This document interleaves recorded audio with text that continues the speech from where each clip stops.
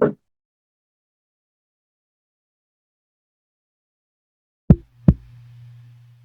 yeah.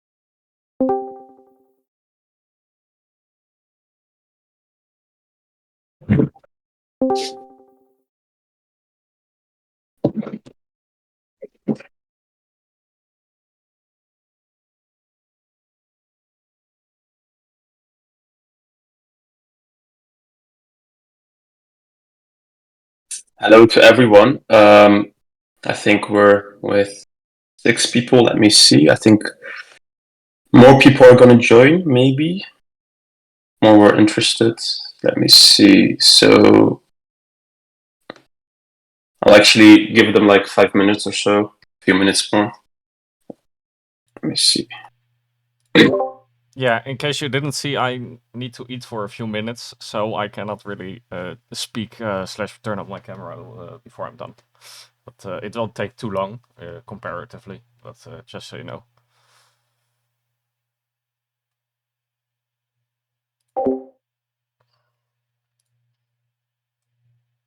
But we are with, I think this is a record of 6 people. We have never had that, so that's more than plenty to, that's good enough, I think. But I'm just going to give them a few minutes. They wanted to join. But if they don't come, then they can join later. So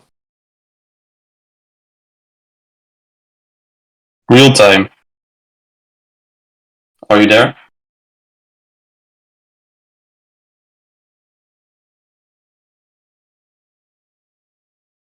My Discord went away. Sorry. I need to. Oh man. Now it's back.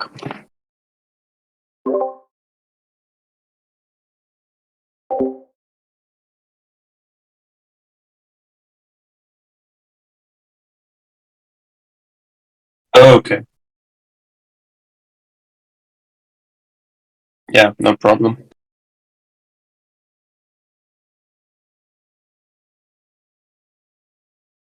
So I need people to talk with today, else it's gonna be me just rambling on. So I'm curious who is able to talk because I might just I don't know. Can you talk, Horn? I know you're eating, but and you can share this if you don't want to do it via mic with via the chat maybe.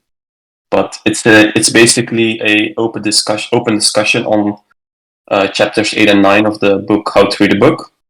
So yeah, it's a book club, so we need to kind of be able to discuss and share stuff. So there's no need that if like a few people can't talk, that's fine. But if you can kind of have maybe 2 or 3 people where we can talk, and then the other ones can kind of comment via the chat, that would be good. Juan, can you talk, or do you need to eat first? Or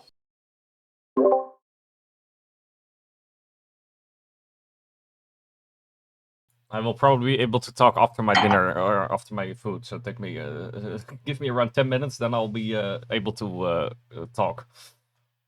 yeah, no, that's fine. But like I can't talk myself only, else I'm gonna talk to myself. So I need some people to be Yeah, I to talk understand. again, I understand. right? Else So it's a big problem. Like I can't. I hope Ryos or Maroon will join soon, because I know for sure that they will definitely be able to talk.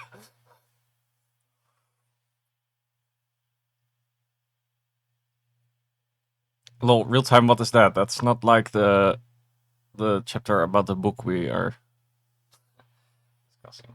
What? Yeah, no, he shared something in the voice chat that was not related to the book at all. It was like, what the fuck? What did he share? Or Uh, did you delete it? yeah, he deleted it. Oh.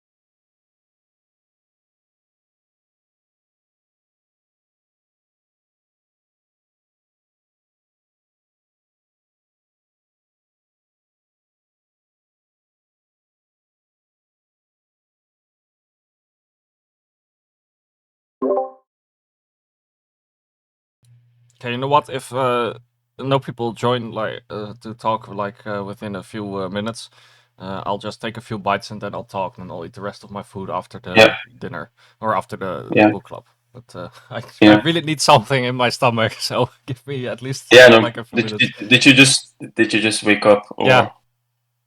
Oh, really? What time do you sleep? yeah, I know. I like fell asleep. I think around 4 or 5 a.m. So it was like Jesus. But you slept for 12 hours yeah, something like ish? that probably. Okay.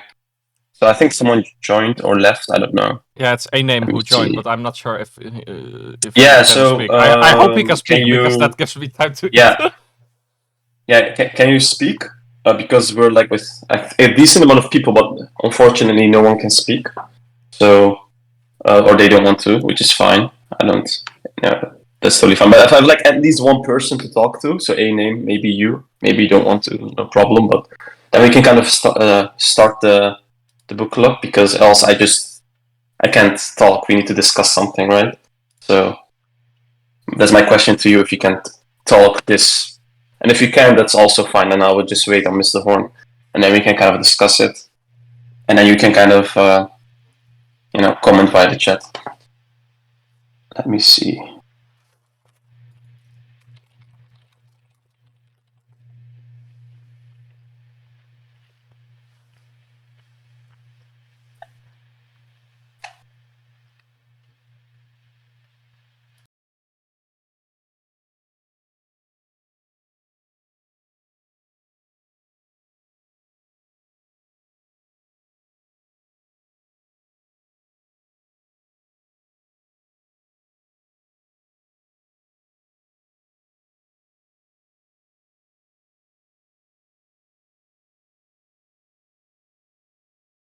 Yeah, so Horn, I think I will wait on you then. I have not, let me see. Yeah, unfortunate.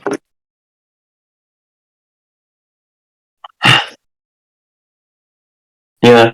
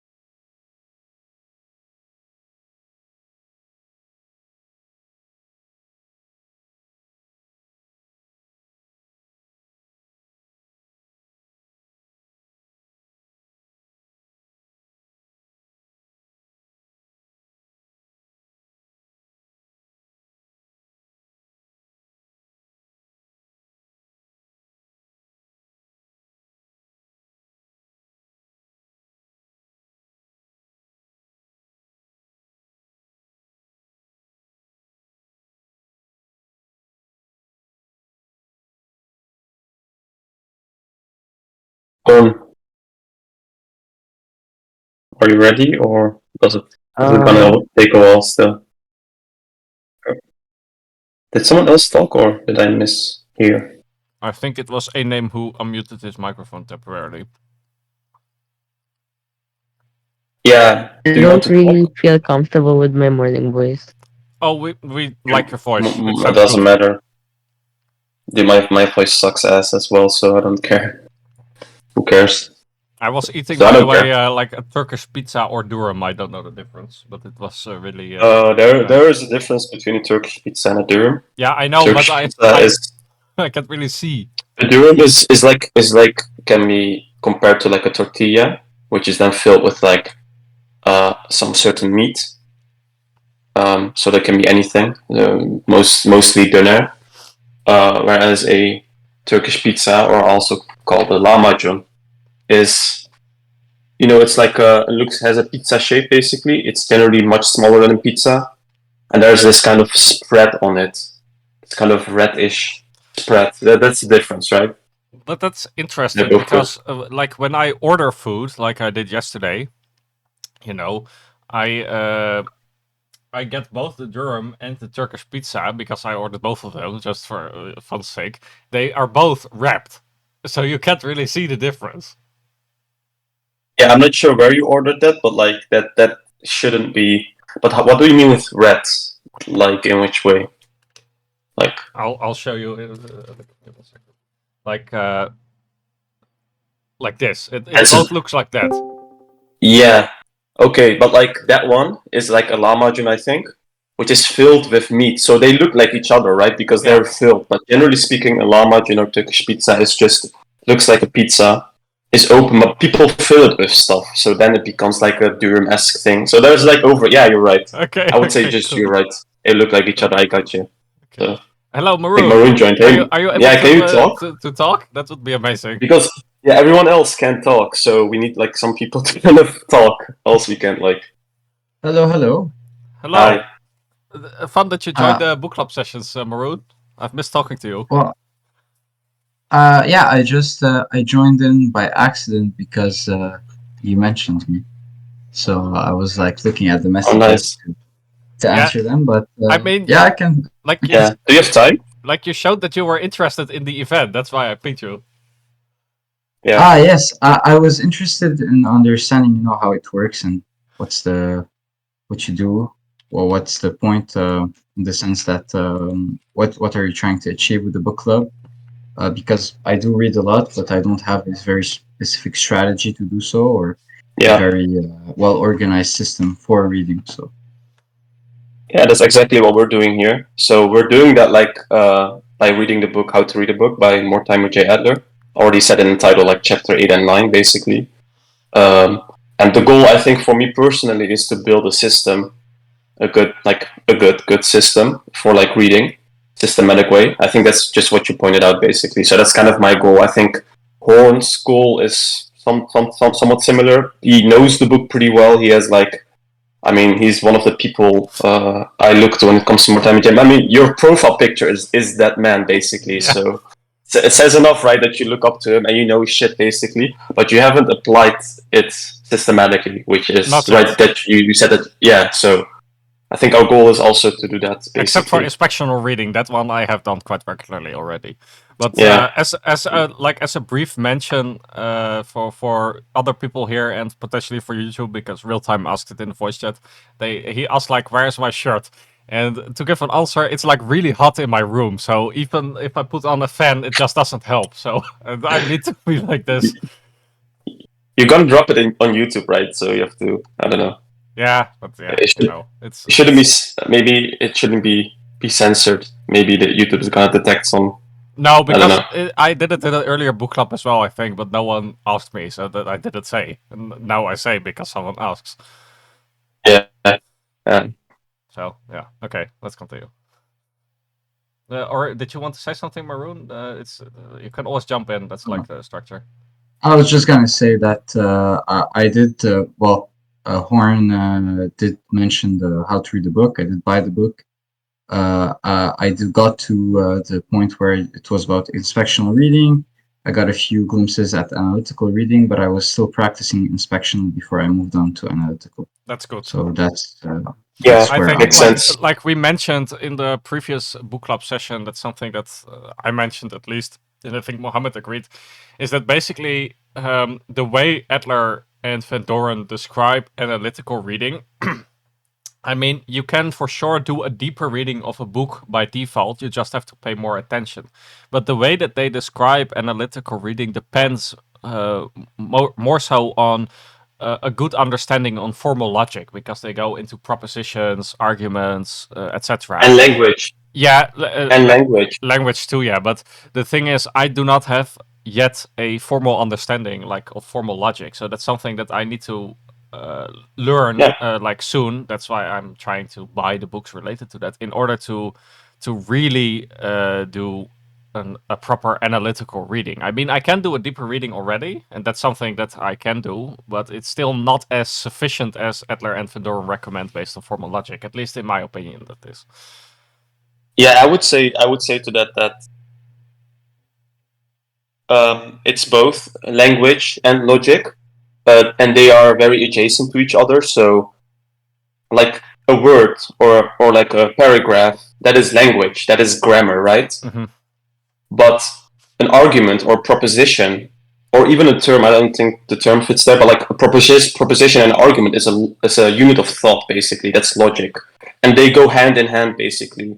And so having a basic understanding, or even like when it comes to like a word, if you don't know what a word means, like as in like you literally don't know what the word means, then you can't understand the logic. I mean, it's very hard to understand the logic. You have to have both. And I think when it comes to a book, because it's a medium of, it's just language, basically, having a understanding, I think that's what you pointed out to some basic things of like logic is useful, basically. I would agree with that. But you don't need to do like a full study of logic to know that. You can kind of do it streetwise, like kind of reading books and then trying to kind of gain experience through that. So yeah, but I mean, I think it's just fine I think to kind of read this book and then to get it that way. But like, I think I'm also gonna do what you're doing, but yeah, I think it really ties into like what the discussion between Tanner and Infernits was about yesterday, for as far as I skimmed it. Like, you can indeed probably get like an intuitive sense of understanding for logic. I think I am personally quite logical, like really in an intuitive sense. But on the other hand, if you don't teach it to yourself by reading books or watching material that is specifically related to the topic, it goes a lot slower, and you don't know if your understanding is correct. yeah, so I would agree. And because I'm a university student, I'm doing like history, I have some understanding of logic, but it has never been like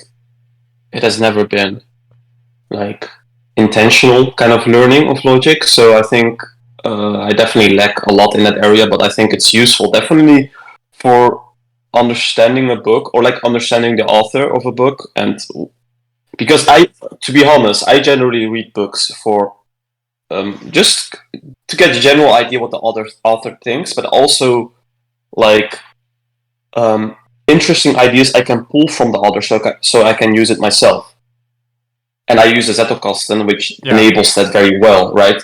But like that is not what what Adler is trying to kind of lay out in his book is a systematic way of understanding the author and authors when it comes to syntopical reading. It's like a discourse between different books with each other. That's what Adler lays out in his book, and that is what I'm severely lacking in, like severely. So that's my objective, basically. Yeah, I think for the people, that are new also. Yeah, that kind of.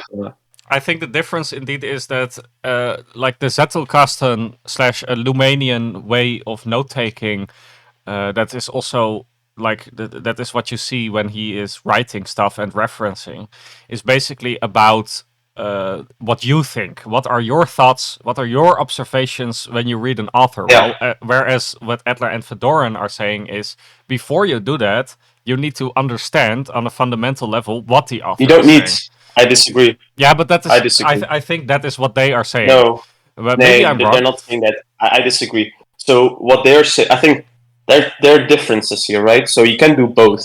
Mhm. If you don't understand the author and you see a quote from a person, you can still pull that quote and put it in your Zettelkasten without even understanding the author.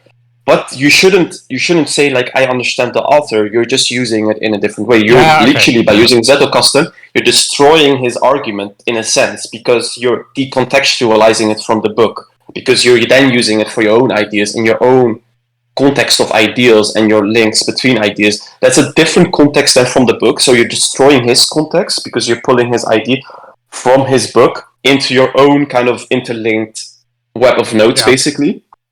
And that is a different objective. I think that Eller would say like he did something. I think he did something similar because he had like a slip system, like a Zettelkasten of his own, I believe. And he did that the same. They're like different.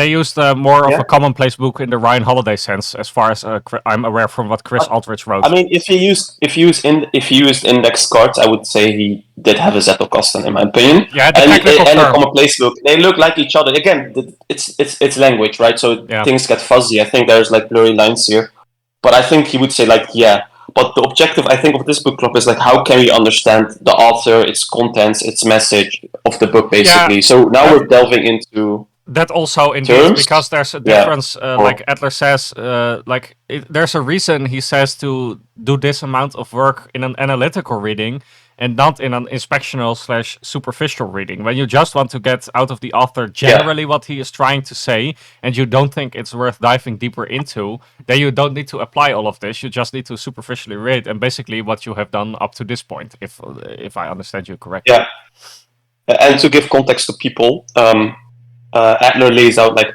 3 different modes of reading, you could say. Like the first stage would be then inspectional reading, which can be somewhat summarized as like getting an idea of the book before you read deeply. So it could be like checking out the title, checking out like the blurb, skimming through the book, checking out the TOC.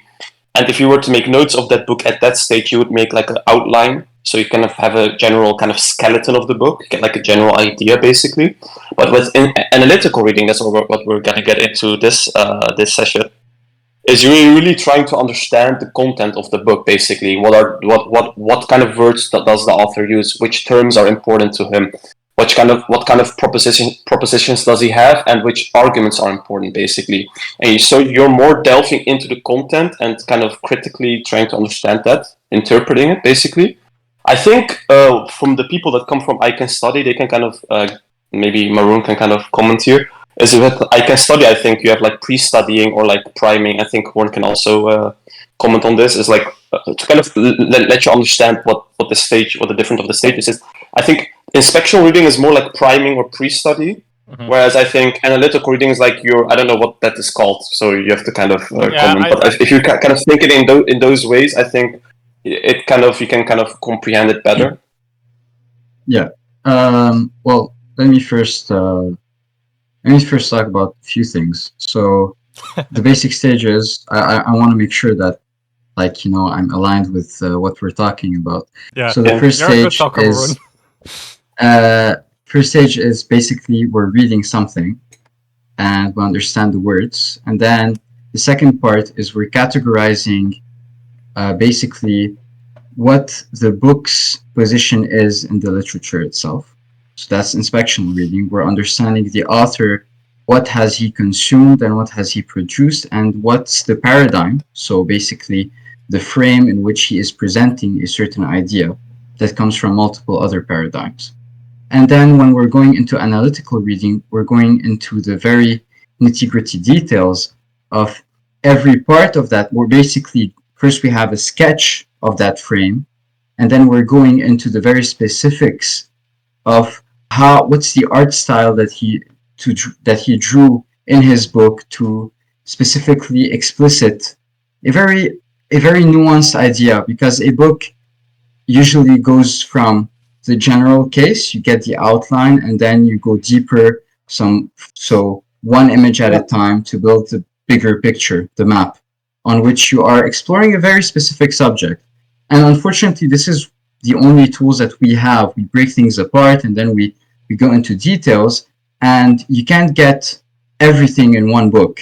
And that's why we start with inspectional reading, so that we understand, well, where does this frame go into the even bigger picture of all other frames? And that's basically pigeon booking, I think this is what he calls it. Pigeon holding. Yeah, pigeon. Pigeon holding.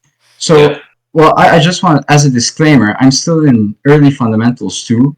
I am doing a skill audit in I Can Study, so I'm going back into self-management and mindset retraining just to make sure that everything is flush. I do have deep processing, so that's an advantage for me, and that's why I understand the theory. But applying it has been a whole other challenge. And so basically, take my word with a nuance.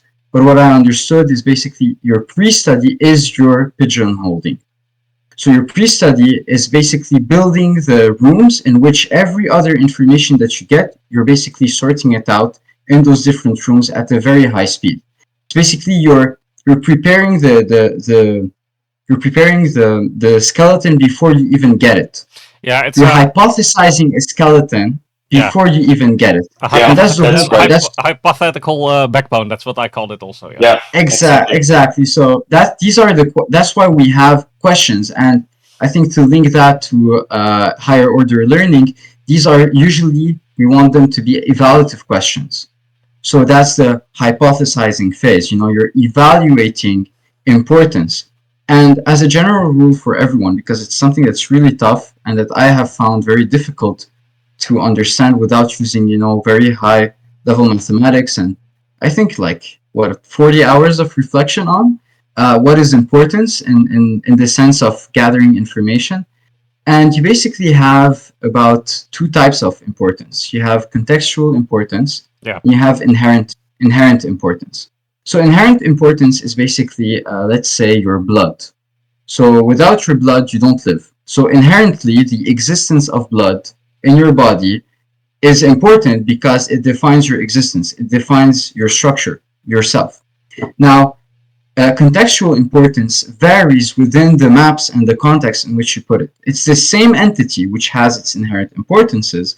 And here we look at state and action. These are two different things. So contextual importance looks at the changes, the actions, and how they affect in terms of context. So that's the importance based. Then you have the state. So what is important to the state of the matter? You take that state and it has effects on different environments. Okay? That's contextual importance. So I'm doing mathematics and physics, and I'm studying learning. So my contextual importance in teaching is higher than that in bricklaying. Okay, so Yeah. I am less useful, I am less effective in bricklaying than in teaching. However, someone that has taught more is more important in the context of a teaching session than in the context of a physics session. Whereas we both have the same inherent importances linked to our being, which are our minds, our organs, etc., etc. So you see how you have two parts, really. It's basically two parts. You have the state itself, what it is, and then you have how does it affect where you put it and when you put it, because context is it's like it has a time variant and it has a spatial variant. We can't forget both. So this is what I wanted to add, and just to link that gap, because I felt like our server might have some gaps in mathematics and logic itself. Trev Tutor is a very, very thorough YouTuber that has made courses on logic for philosophy, but also mathematics. Any fundamental you need, he will give you both the knowledge and the exercises to train on them. I put a playlist that is relevant to us because I've done this playlist, at least 50% of it, before I got into other stuff. But basically, I definitely advise you to do some interleaving with it. So you read the book, then you do one or two lessons, and then you try to link, well, what's the relationship between what I'm taught in formal logic and what I'm taught in the literary logic, right? And you can explore it as much as you want, but stay calm. Make sure to understand that this is a playlist that should be simmered, and you take your time, but you take your time consistently. So it's a once per week type of thing. You watch 2-3 videos, you get the concepts, and then you apply it to your reading, and you explore it. And this is how I think our community would have added value to this. In our community, you can actually ask for feedback in those very niche, weird, less explored topics.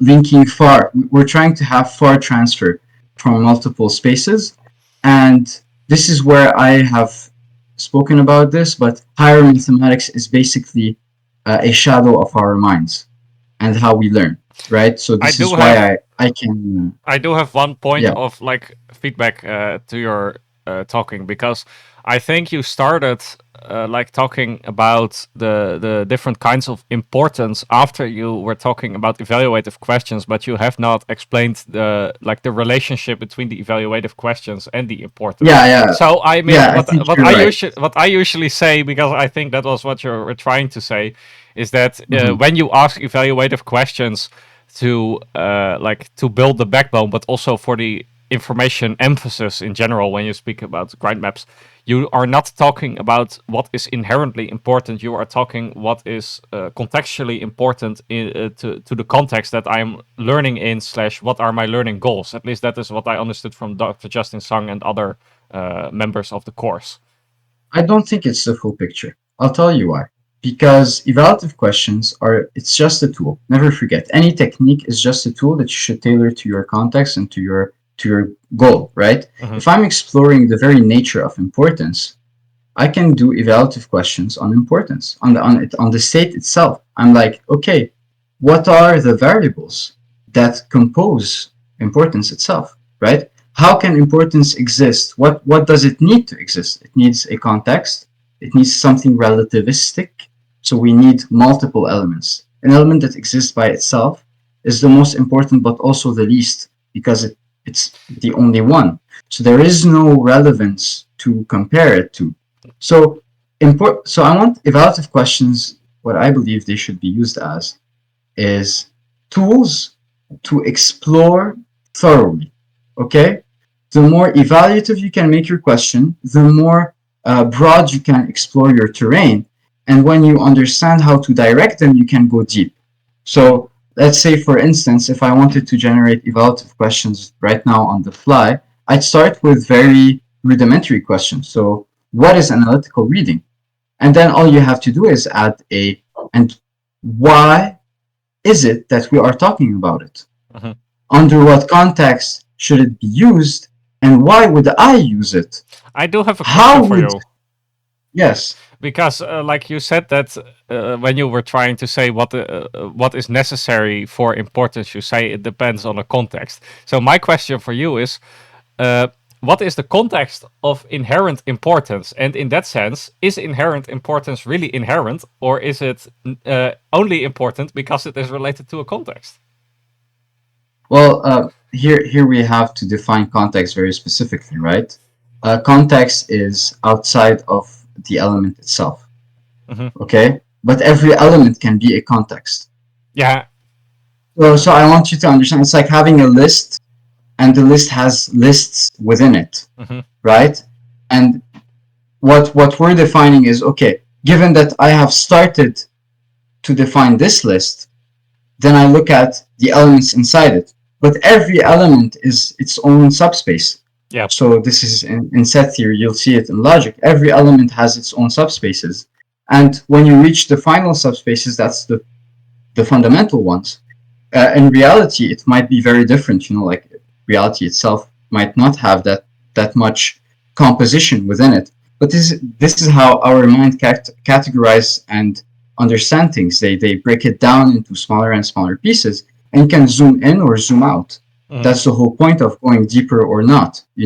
I can look at you, Matthew, and I can say you're one element, an entire being, and then I can look at a very specific hair in your eye, and I can say, that hair that is on your eye is a sub-element that has a whole other realm of molecules and particles, and so the idea is that you want to understand what are you exploring and why would you explore that. You can Yeah. explore anything, anywhere, anyhow, but evaluative questions is a tool to guide you through that. Yeah, definitely. Anything. That is why I was Yeah. saying that, for example, from what I've understood from Dr. Justin Sung's videos and speaking to other course members, is that basically when you are pre-studying or making a mind map, you highlight information, you emphasize it, slash you ask um, you determine the relationships, importance-based chunking, relative to the context you are learning within, which is like the goals you have for the learning. You are not selecting pieces of information that are completely irrelevant to what you are trying to learn. That is basically what I was saying with that the evaluative questions are relative to the learning goals you have. Yeah, but well, I do agree. I don't know much about chunking. I know actually nothing about it. All I know is what I've learned about, the basic principles of deep processing, the basic principles of reading. I know that this is how I teach myself things. I ask very, very particular questions, and then when I get a problem, I just ask another evaluative questions to understand why did I read the problem. So I just spam those in every way possible. What I would say is interesting to explore, and I am exploring that, is to specify by importance the contexts themselves. So, for example, in my case, the learning space is the most important context for my consumption of learning. So if I learn math, I'm usually trying to link it to something that I learned in learning science. If I'm doing programming, for example, for me, object-oriented programming is just the perfect element to interleave anything that I learned, because I just create that environment in which I can create weapons to hunt my solutions and create problems to then, create adequate weapons for. So the aspect that the building blocks themselves are always there.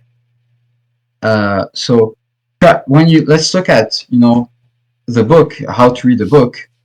The context in which it is important is based on how you gather information, but also how you think. And he is teaching you how to think. That how to read a book is not a book about reading; it's a book about thinking. And he states it very clearly in the first part of the book. I want you to learn to position yourself well to catch the idea that the author wants you to get. So he does talk about the catching, the catching metaphor. He says the author is throwing you information in a very specific way with a very specific trajectory. And then he's like, a good reader positions himself in his thought process during the reading to adequately catch everything that the author throws at him. Yeah, he makes the analog of baseball, I think. Yes, and he says to do that. So to do that, you must understand fundamentally who the pitcher is and what's the ball he's pitching. What are the speeds at which he's pitching, and why is he pitching it there? And then you can, position yourself before he pitches it, right? You know where he's going to pitch the next idea because you have explored it. First of all, you've watched the tape. That's inspectional reading. You've watched the tape.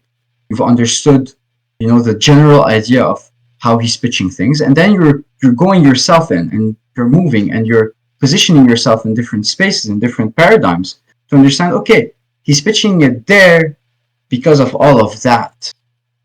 And the idea of having the index used and the whole cartography of the book also used, the first part where he says what the chapters have and what they are. I think. In the table of contact, exactly.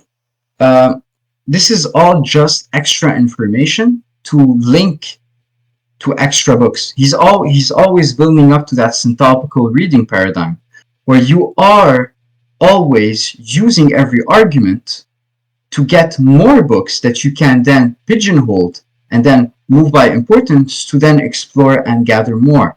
And then when you understand these, you can start applying what you learned by building your own paradigm and then testing it the way that you tested your own author.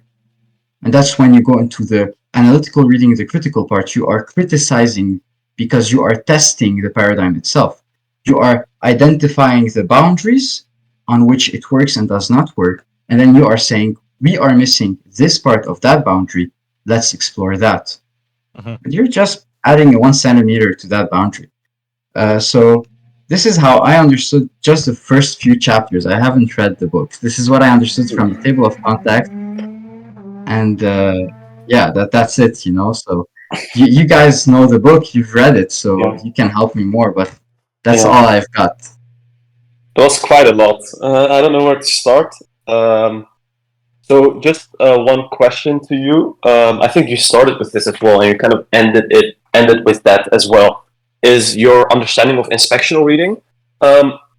From what I got, what you said is that inspectional reading can be used when you're like reading multiple books, maybe you want to learn about a subject. That's kind of your goal, right? So I want to learn about learning, for example, learning how to learn, because I don't know anything about it, right? So what I might do is I might compile a list of books, let's say 5 books, 6 books, and then I might inspectionally read all of those books. Again, I'm kind of assuming that's also what you partly was trying to say, is like I'm especially reading all of those books, and I'm trying to kind of get a sense of all of those books first, and then try to position them within the paradigm. It's kind of a word you used, I think. And I think that's we haven't even gotten to the syntopical part of. That is exactly what he is trying to say. But it's exactly. I think that's what you're trying to say.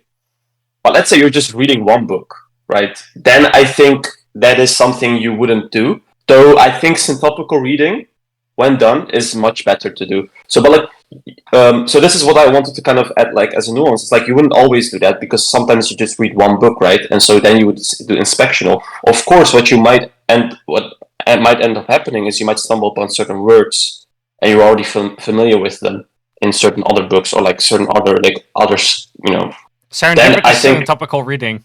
That's but I don't think if you don't have the goal of like. Sometimes I think it's better to do syntopical reading almost always to just get a good understanding of a subject, but like that won't always be the case. So this kind of paradigm you're talking about is sometimes and sometimes like we're reading this how to read a book right now, and this is like the first time I've read a book about how to read, so it's kind of hard to kind of fit it within a certain broader context for me. The only context I can fit it in is within the context of like, university teachers have talked about how to read, or like certain YouTube videos. Like that's also like kind of shaky, right? So I mean, over 5 years over about 5 years of being interested in this stuff, because I basically started reading nonfiction, I think back in 2020, maybe a bit later. So around 3 to 4 years, maybe that's more accurate. I have only come across 2 other books that are about how to read a book that I haven't read yet. One is How to Read and Why, I think, or Reading Well and Why by Harold Bloom, which I still need to read. And the other actually just came out, I think, this year or last year, which is what Chris Eldridge and their book club is going into now, which is The Science of Reading Well. And it's by I don't even remember the author's name, but I cannot even purchase it on like the Dutch retailer bol.com yet, because it's only out so recently. But those are 2 books that I would like to read as well, because this is one of my biggest interests, is like how to read well, because not just in a learning context, but in like, I know what you're thinking, but like in what I would call intellectualism, also in that sense. Like I'm interested in how does it all relate. So those are books I definitely want to read once. So. Okay, yeah, I understand. I understand the critic. I understand the nuance. You're saying that I want to make sure that I did understand it. So you're saying that when the book is isolated from your own knowledge, so it's a very new topic, it is very hard and might even be irrelevant to start with a syntopical reading mindset, because basically you're still exploring the material itself.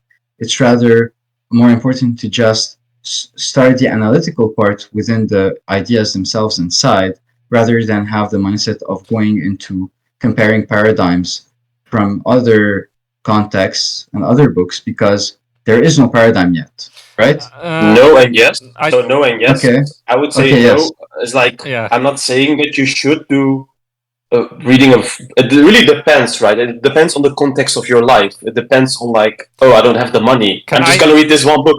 It depends, right? So, but like I'm saying that if you were to read just one book, and you were to, then there is no possibility of context. So then you would do an analytical read, right? So that's what I'm trying to say. Let me give an example, because like I have, for example, I have a new rule that I gave myself to give a little bit of context. I have I'm you know me. I'm a specialist. You know, I prefer to dive deep into a topic. So for me, in that sense, syntopical reading would be pretty well / analytical Yeah. reading. However, I wanted to give me some exploration benefits. I order around 7 to 9 books a month. I don't read all of them in the same month, obviously, but I wanted to enforce myself to do some exploration because I also have a lot of interests. I just don't prioritize them. So I gave myself a rule that I need to buy and read in the same month at least one book that falls outside my normal research areas. That doesn't mean it's not interesting. I must find it interesting, obviously. It just means I usually don't read anything related to it because it's not my focus. So the book that I have selected for this month is David Gibbons' A History of the World in 12 Shipwrecks. That sounds very interesting to me, but it's not something that I really want to dive deep into or that I focus on for my learning, like my ambitions. Maybe I find some interesting information in it, but it's not the goal. So I think that what for example, I think Muhammad would say is that for this book, I would not do a syntopical reading or read multiple books on the same subject simply because I don't see value in There, it. there aren't any. There, to be honest, Okay. I've looked at like multiple how to read it. There aren't any. This is just the only one. I think like there I might be know. like make it stick, but that's like learning science, right? But this is This is purely about reading. And what Hoorn said, there are like 2 other books that are very niche, unbuyable. So so in this case, it's just we read this one book, right?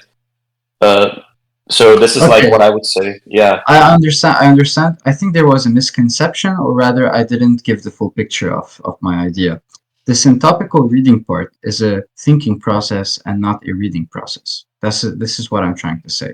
So, how to read a book has chosen a very specialized environment to explain how to think. This is how you understand that you can syntopically read everything. I'm gonna tell you why. Even the shipwrecks, I can already see myself linking it to multiple paradigms. Yeah, Right? I Course. get that too because Of course. that is the Yeah, entire Zettelkasten. We always. understand that abstract thinking. You can always link everything. I know that, right? Yeah, Yeah. that's true. So what I meant, because I do agree that you can't always read broadly in the same Intentionally. Yeah. in the same subject. But rather, what I meant is that given a high enough abstraction, you are always reading broadly. Yeah, I understand That's the what you mean. point. Okay. Yeah, So I agree.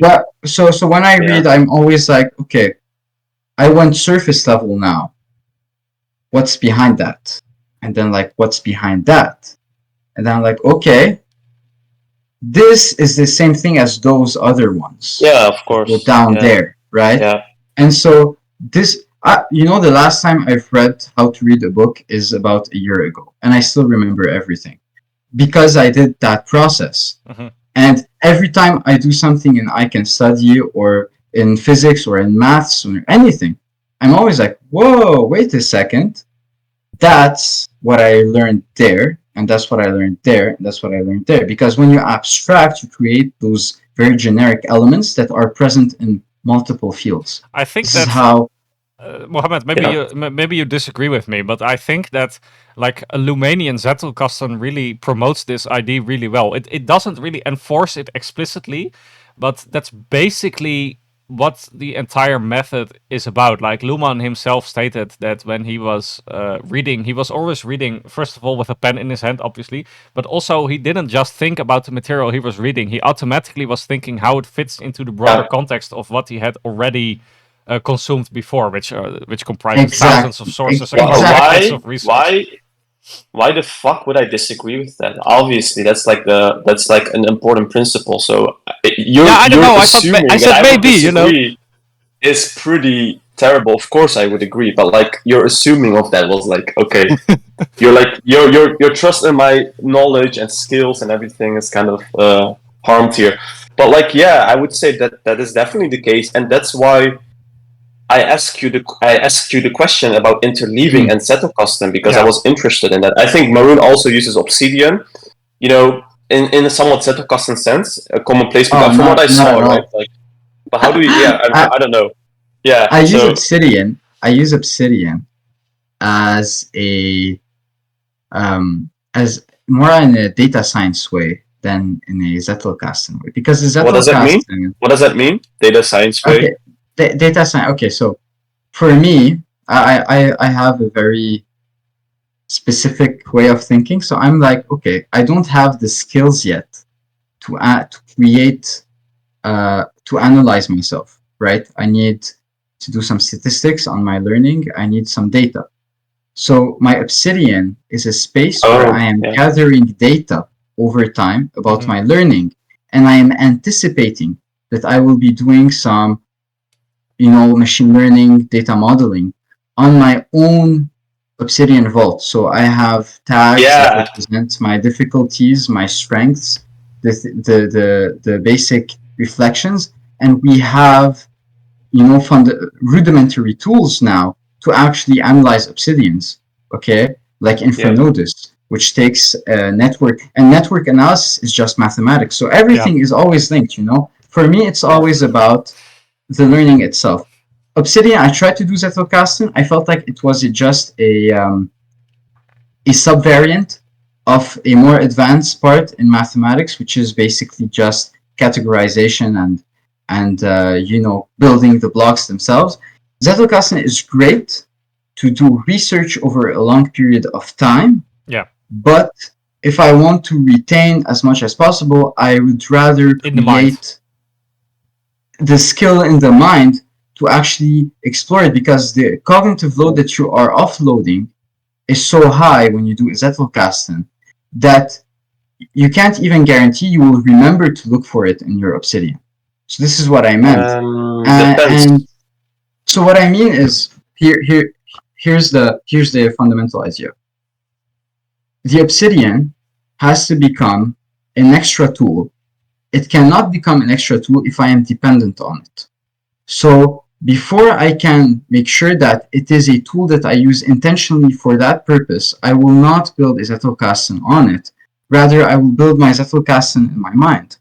When I reach the point where I need to offload information and where I have enough schemas and abstracted concepts that are linked to each other and the skills to actually explore them in a mathematical way, because I like certainty, and in also a philosophical way through communities like us, then I build a Zettelkasten with a proper mindset where I already know my mathematical framework that makes the Zettelkasten more efficient, and also the way that I can use it to analyze it with extra tools. Because I don't want to be limited by the software itself. I want to build my own software. That's the difference between you and me, I think. You are like more learning focused in that sense, and I am more focused on what I would call intellectualism. In this sense, you are focused on retaining information in your mind, and I have the perspective, I don't need to retain the information in my mind. I have it in my Zettelkasten, and I can find it when I need to.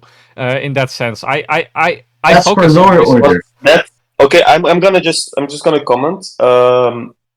First of all, that distinction of intellectualism, we already talked about it, Hoorn. I think that's like a weak distinction in my opinion. Bert agrees with me. I think that intellectual, I disagree. So I think that intellectualism, like the intellectual learns a lot, and the learner is also somewhat intellectual. So to make a distinction like that, I think there is kind of not doesn't make sense. The primary distinction to me, like we don't have to go in depth into this again, but the primary distinction, we're not gonna. The primary distinction to me is basically learning depends on remembrance. If you don't remember it, you haven't learned. Intellectualism, in my mind, does not need remembering. You just need to be able to think about it. I mean, like, I don't know what you're talking about, man. Like, if the intellectual doesn't remember information, how the fuck is he going to construct thoughts and talk about things intellectually? Because I think this is like the one thing you're like fundamentally wrong on. Like, this is like the one thing where I'm like, I'm gonna hold you. We already talked about it previous time, but like I just disagree with this. Okay? Yeah, I'm okay that you disagree, but I talked with Bert about this. That he understands. He agrees that like the difference between. Let me speak. He said literally that he disagrees that intellectualism transcends learning, but he said that he agrees that intellectualism differs from learning. There is a difference. I mean, learning is a broad topic, right? So learning is found in many contexts. Every person learns. a baby learns. Like if we were to use the most broad concept of learning to then distinguish that is a learning, that's an intellectual, you're almost saying that the intellectual doesn't learn. Like that's just, and again, No, I say that there's is why I'm like so overlap, much against so they it. are related. Like you have to say in which way, but like you're saying, like, oh, this is intellectual, this intellectualism, this is learning, this is the learner. I can study is learning. This is intellectualism. I think also is intellectualism. I mean, I don't agree, but like, I think Maroon is gonna say something, and he might, I don't know. So I wanted to add an extra nuance on all of this because I would say I'm neither an intellectual or a learner. I'm just right because You're just a human being, right? Like you're just a human. right, yeah. So the idea is that we don't want to be in boxes. I am an intellectual I'm an intellectual when I need to be one. Yeah, and I agree. we have to remember, like fundamentally, lower order information, details that do not contribute to further advancements in thinking should be not remembered, okay, not retained. They should be positioned, placed in a space that you know you can retrieve. Now, remember, to remember that you have that information even somewhere, you need a link to it, right? So this is what you remember. What you want to remember is the strongest link that will lead you to a pathway towards other links that will tell you, oh, I need this. And my spatial the way you're explaining it makes a bunch of sense. I get what you're saying. Makes a bunch of sense. So this is where okay, intellectualists say, I do not need to retain almost anything but my fundamental principles because I have trained myself enough to be able to always draw back to that lower order information. And that's the principle of Zettelkasten, to basically only have the entryways, and then through the links within the system, come to everything you need. So thus far I agree. I think with the Maroon, and I think Maroon is going to add some more, but I agree. So yeah, go ahead. So a weak intellectual says, I do not need to remember anything. And so I shall dump everything in my Zettelkasten. Yeah, but that's not what I'm saying. That's very, very, very weak, I would say. Yeah. Okay. Yeah. So this is why it is a necessity to be a proper learner if you are to be a proper intellectual. Of course. Obviously. Because you need to learn to properly choose and prioritize the links that will lead you to that lower order in your Zettelkasten. Mm-hmm. And you actually, it's not the data itself, but how you have processed it. Yeah. Exactly. So you know, if I had all the knowledge in the world in a chip and I put it in my mind, but I had the weakest mind ever, I would do nothing with it. Yeah, that has been displayed in like the book by Joshua Foer, like it was called The Art and Science of Remembering Everything, or Moonwalking with Einstein. And there was like this one instance of a guy that literally remembered everything, but he could not think because he could not forget. So the idea is that here's why I think the debate is irrelevant.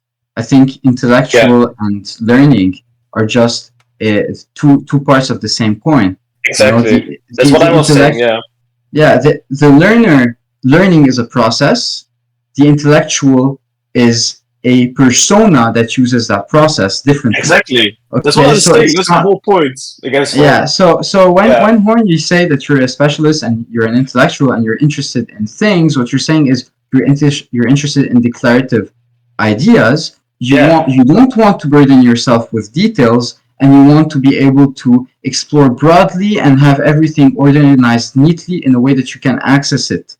Okay, and you want it to be personalized. You want a personalized way of accessing your information because you want to manipulate it better. It's like an engineer that has personalized tools so he can do more creative work. But to be creative, you have to think creative. And that's why I'm learning first before I become an intellectual. Okay, I want a strong tool set and a strong skill set before I specialize myself into drawing the Mona Lisa, right? Yeah. So you're saying I want to draw the Mona Lisa. I can have all the paint in the world and I can have it there and I can just, keep personalizing all my tools. But if you haven't trained and practiced drawing itself, okay, you won't be able to create anything creative. Mhm. Okay? And for me, creativity is going broadly. Creativity itself is defined as the ability to draw solutions that are broad without necessarily being effective. Depends on A, who you ask, though. a, a good learner is able to use creative solutions in the right context. He is someone that knows how to position creative solutions in a way that they become contextually efficient and important. I mean, These are edge cases. like, And to be able to process edge cases, you have to be a very good learner. So this is how it all ties in, at least in my mind. I mean, first of all, just as a side note, it's slightly irrelevant, but I find it worth noting. Like the definition of creativity really depends on who you ask. Like I have this book, Logo Design Theory, by Professor Emeritus, Professor Schumate. I think it was Michael Schumate, but he defines creativity as the ability to solve problems while taking into constraints and limits. So that's just a side note, which I find interesting. You're muted, so we didn't. By the way, the definition of a paradigm is the limiting of the frame. Mm-hmm. Yeah. So when you put a limit to do less mistakes in order to understand what a small variation in one variable or parameter affects the whole picture. So the whole point of it is that when you have free reign over everything, you don't know what affected what. And so we create multiple smaller paradigms. Okay, paradigm is just a fancy word to say a limited frame. Okay, we set rules. We say, okay, in topology, I say, I don't care about anything but the structure itself. How do I know this? I can twist it, bend it, scale it, however it is. I only want to know what stays the same after I do all of that. Mm-hmm. Right? That's a very specific way of looking at the sphere. A sphere is a ball. Then you have another way of looking at the sphere in the real world, like playing football. Okay? And then that's a whole other world. Right? So the idea is that paradigms are our own tools and they are representations of our own limits in our minds. This is the only way that we have to explore the world. We limit, we look at causality and we link it to other causal spaces and we say it's all part of reality, right? And this is how we can process it. And we are limited by our own senses. So, sorry, I just wanted to clear out because I use a lot of words that might. Yeah, no, that's fine. Not everybody. No, might know. I get it. So that's what a paradigm is. Like I still think like that intellectualism differs from learning, but I need to formalize the argument better and think about it more. So I won't go into debate about that. But regardless, I do want to ask, like, just in general, it's not a criticism, it's more like an exploration in that sense. Because, like, grind maps, for example, are optimized for learning.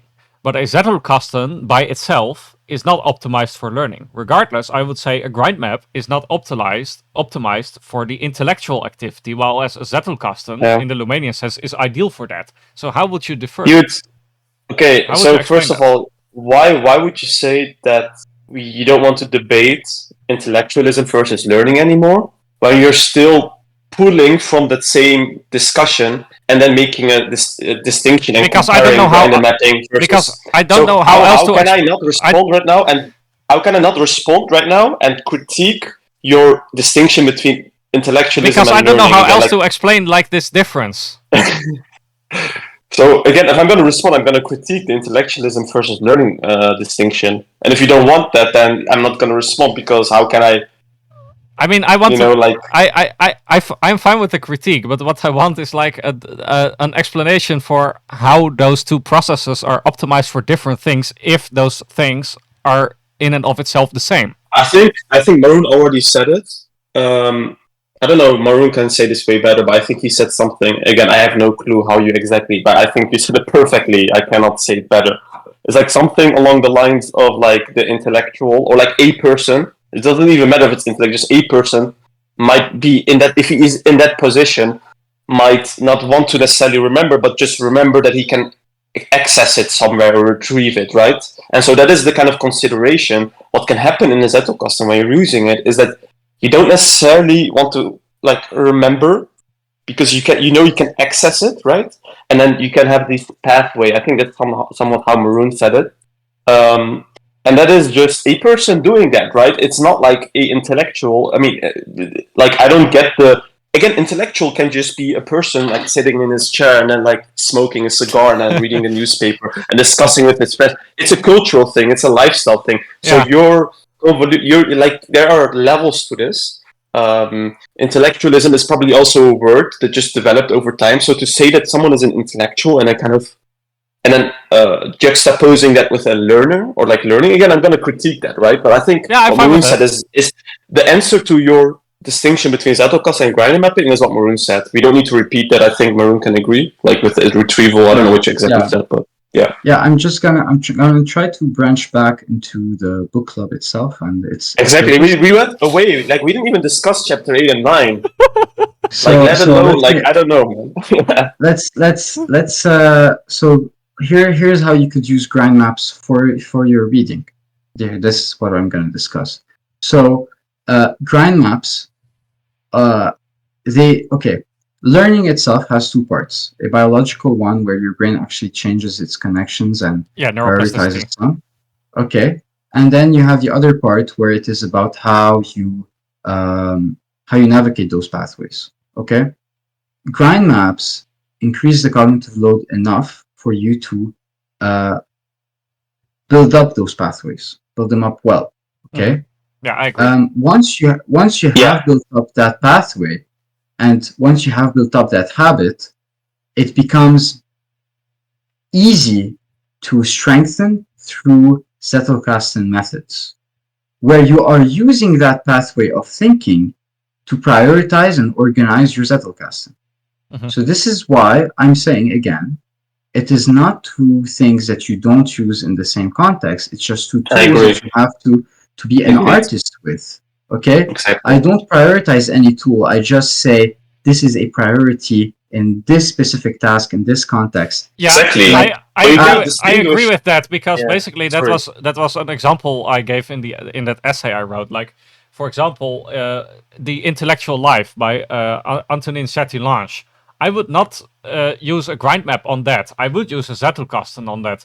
But like the Principles of Neuroscience 6th edition, Kandel et al., that was one I would not primarily process with a Zettelkasten. I would definitely do that through GRINDE maps, and then maybe put some information into the Zettelkasten. So that's basically, indeed, it depends on the goals.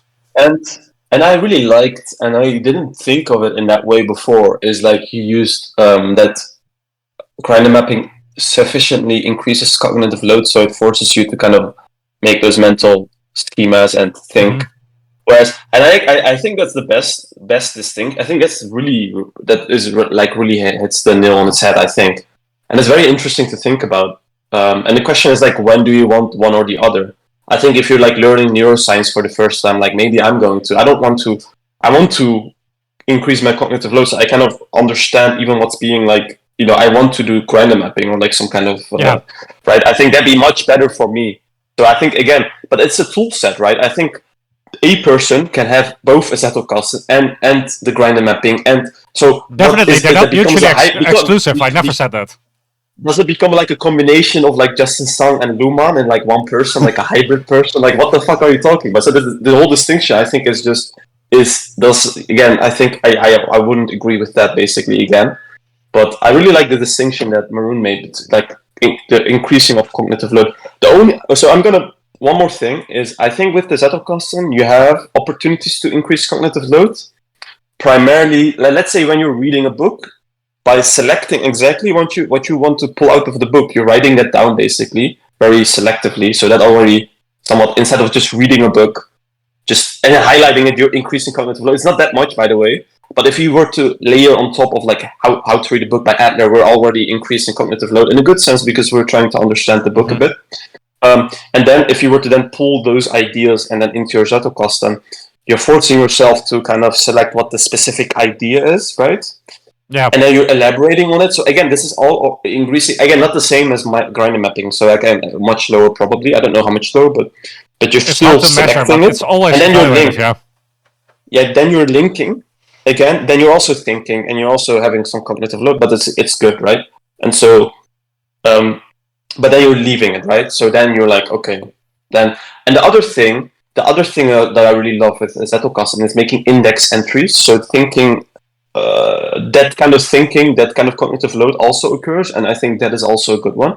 To kind of clarify what an index would be is like, whereas like a normal Zettelkasten nodes would be like a single idea in a node-ish. A single idea-ish. I'm not saying it's a single idea, it can be more. Yeah. But it's single idea-ish. It's not atomic, because I think atomic, I don't know what the fuck they're talking. Like, that doesn't make... I think single idea-ish makes more sense. But with index entries, it could be something like interleaving, right? That is a whole thing that can be an index entry. And so if you're reading something and you're forcing yourself, what is it that I'm reading? Oh, it's interleaving, right? So then you're making that as you're reading. I'm also giving index entries if I'm reading digitally. So there are opportunities of increasing cognitive load, but they're probably much lower. But the territory I want to go into is that I want to organize a lot of my Zettelkasten and a lot of bunch of information via my index, because my index is huge and it really helps me to think even through reading.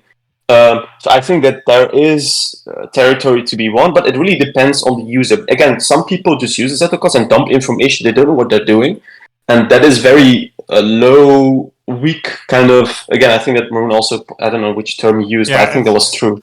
Weak intellectual or something? I don't know, something like that. There are some people who fall into the collector's fallacy, and that's indeed, it's not... Whereas I think that can probably also occur with like mind mapping. So there's a right way of mind mapping, right? There's a wrong way of writing. Again, some people just use paper. They use like pretty colors. They have no clue. And I think Justin has a good video on this. Like, what the fuck? This is the way. I think he has like rules for it and so on. That's the same with Zettelkasten. So the trap of a Zettelkasten is that you just fucking vomit information into your system and not doing. But not the same, but like some other pitfalls can also occur with counter mapping. I think the distinction again is a good one. I think more cognitive load and also the retrieval aspect. I think you made two distinctions. Like the retrieval, you're like, I don't necessarily want to remember this, but that probably has to do with like the cognitive load, because if you increase the cognitive load, you're forcing yourself to somewhat remember it, right? So there's an interplay between the two aspects you mentioned. I think that's kind of the best distinction yet that has been made between the two, in my opinion. But I think Maroon really hit it on his head. Like, I'm just rephrasing what you said. I'm just rephrasing what you said basically in my own terminology and understanding of the Zettelkasten, and I don't have much understanding of the GRINDE map, and I've not done ICANN study, so I know somewhat about it, but yeah. It's good that we were exploring this, because this all relates back to analytical reading in a very fundamental way, which is that analytical reading is the exercise of prioritizing information constantly and identifying where it is a priority. Okay, so we have the space. Where is it the priority? We have the timeline. When is it a priority in that space? And then we have what is a priority within that space. These are the three things that we want to remember. And cognitive load itself is something that is a symptom of neuroplasticity being engaged to create those neural pathways that basically you're creating roads and lanes that you improve so that you can go and retrieve that information upon demand, or that you can generate new roads towards because you have identified that it is relevant. So the more roads a specific idea has, the more likely it is to have new roads connected to it. Okay. Now, this is why Zettelkasten and any other tool can be both well-made or really wrongly made for learning and prioritization. Again, it's all relative, right? Great. Good mind mapping, okay, if it was an art program with a context, is not about remembering. It's about beauty and aesthetic, right? But a good mind map for learning and being able to retain important information for further exploration, yes, the whole process is prioritization and broad linking, right? Broad transfer. So it's to prioritize and to transfer broadly. And once prioritized, it is to basically slowly complete the full image of it through interleaving. Interleaving is just taking one snapshot and then changing the angles. And once you have changed all the angles, then you change the lens and you say, okay, well, what would that snapshot look like in black and white? What would that snapshot look like with a different, saturation? And so interleaving is to explore under all lenses, which are paradigms, frames, etc. What does this information that I'm analyzing look like? When analytically reading, it's kind of the idea that you have taken a few generic pictures and now you are shifting through different lenses and you're understanding, well, how does that link to these other pictures in the same context? This same position I have seen, okay? And why have I seen it there, right? What's the thing that pushed both authors to express the same idea? So to go back to cognitive load is the process of feeling like neural pathways are being created. Okay? Regardless of what you use to do that, okay, the act of thinking deeply, putting effort into categorizing and linking and adding up different parts of it, this is what leads to cognitive load. So Zettelkasten can have high cognitive load, right? But here's the but, or rather the nuance. When talking about higher order learning, grind maps or evaluative questions in my case, okay, they ease that transition, right? They make it more efficient. It takes less time, it takes less energy to reach that same cognitive load. So it's like pushing a car and you have butter under your feet. If you have no friction, right, you're still putting a lot of effort, but you're not pushing the car as easily as if you had, the proper gear. And, at some point, if your goal is to actually slide as fast, as long as possible, then putting the butter under your feet is better than having high grip. So it's the same tools, right? Never forget, it's the same tools that I want you to explore how you use for your relevant intellectual adventures, right? It's a journey. It's a whole journey, and learning should be a tool. Teaching is another tool. Okay. So that's I think always the main idea that we are talking about is prioritization, and it's the same one that we use everywhere. But and to one more thing, prioritization within a Zettelkasten can be tricky because I think, and it's a very good point, very good criticism of Zettelkasten in general, is that people just say, oh my god, Zettelkasten, oh, these intellectuals, these researchers have used this in the past, and now it's a big thing on the internet, right? So many people are into it, into Obsidian and Zettelkasten, and they get into it, but they are just making random links, just randomly without any kind of thinking process, they're just randomly linking stuff.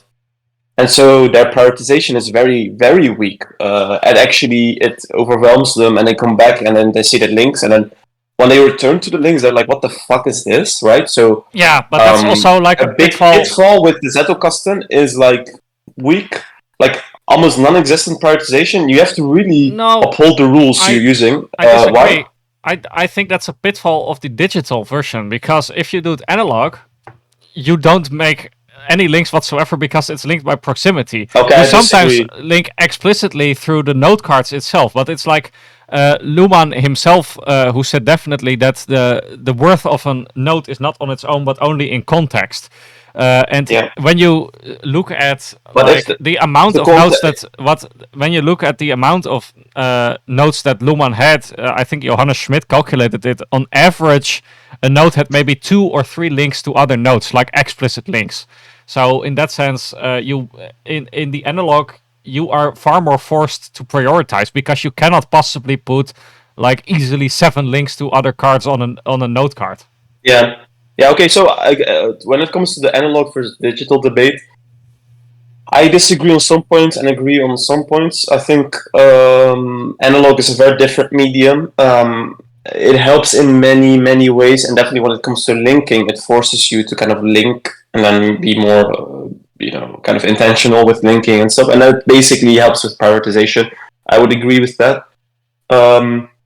But what you're pointing out is that it's just a problem of digital, which is the problem. I think the problem you're making, in my opinion, is that when you're using a Lumanian Zettelkasten in an analog way, you're already doing the principles, whereas and most people that use analog tools don't do that, right? They just use like a shoebox and they just throw random things in. So it's both a analog and a digital problem.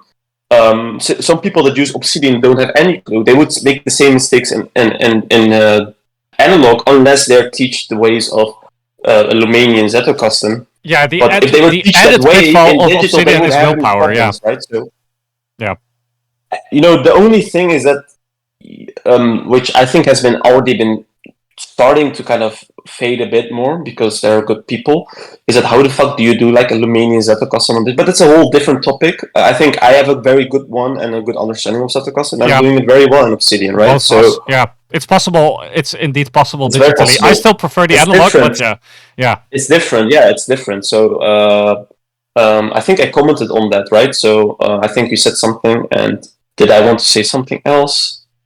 Again, the prioritization trap, right? So to kind of circle back there, I think with Zettelkasten. But the same thing can be happening with a mind map. I mean, a person maybe has no clue about mind mapping, doesn't know about icon study, is just making random connections and doing bad practices, right? I think Maroon would agree as well. It's like one person's mind map is not the same as another person's mind map. Justin Sung's mind map is not the same as the person who's starting high school and has no clue what the fuck he's doing. He's just drawing random arrows and circles. Right, there's a difference, and that's the same, and that principle applies. I think the big difference between Zettelkasten and mind mapping in principle, and mind mapping done well, Zettelkasten done well, again, that has to be the kind of minimum, because else we can make the criticism of both sides. But if they are done well, as they should be, then the way you're doing Zettelkasten and the way you're doing mind mapping, again, there's probably higher cognitive load with the mind mapping in a good way, because then you're forcing yourself to kind of encoded, or I don't know, those learning terminologies deserve to kind of chime in if I'm saying something wrong. That's the case with Zettelkasten. I think that's the big difference. But prioritization can go wrong with Zettelkasten. Probably also with mind mapping, but yeah.